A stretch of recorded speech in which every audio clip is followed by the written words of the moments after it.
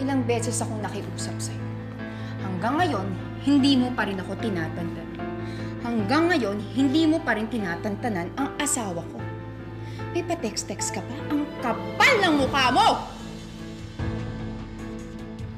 Huwag mo ang hinaharangin, Nada. Ikaw yung nag-text sa akin, di ba? Di ba? Kaya sigurado ko, ikaw rin yung gumagawa ng paraan para makalapit ka sa asawa ko. Gusto mo talaga ng gulo? Sige! Bibigay ko sa'yo! Gusto mo ng gulo? Wow! Wow! Empty words, Monica! Pwede ba, ha?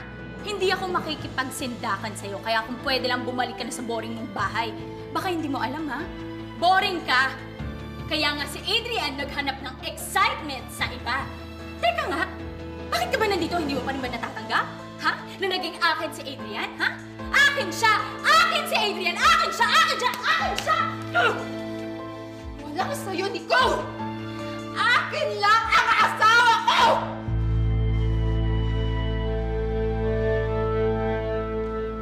Sir, good evening po. Oh. Maya-maya po darating na po yung quartet. Okay. Bro, pwede ba? Pakitext mo naman sila. Pwede na silang pumunta ngayon. Sige po. Ayun lang po.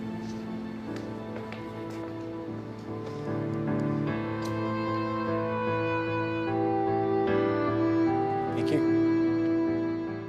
Kahit kailan, Monica, hindi na naging sayo si Adrian. Alam natin yan na naging akin din siya. Kahit pa ikot-ikuti mo ang mundo, naging akin siya. Ikaw na nga lang yung naniniwala dyan sa sinasabi mo eh. Ha? Matter of fact, kung nagawa kang lokohin ng asawa mo, baka nga hindi lang siya naging sayo talaga. Mahal ka? Eh bakit ka niloko? May pamilya kayo? Bakit ka niloko? Sayo siya? Bakit siya pumupunta sa akin? Oh, thank you. Sir, thank you. Sir, thank you very much. Okay, basta pagpasok lang ng asawa ko, tugtog na kayo. Ganun lang kasimple. Thank you.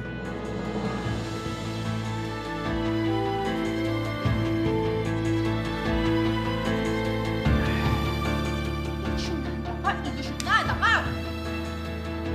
Ikaw ang ilusyonada, ha? Ikaw ang ilusyonada! Pinipili ka lang ngayon ni Adrian dahil yun ang tama. Ako! Pinili niya ako noon kahit mali. Ang dami niyang pinaglaman at tinalikuran para lang makasama ko. Kaya mas mahal ako ni Adrian kesa sa'yo. Ah!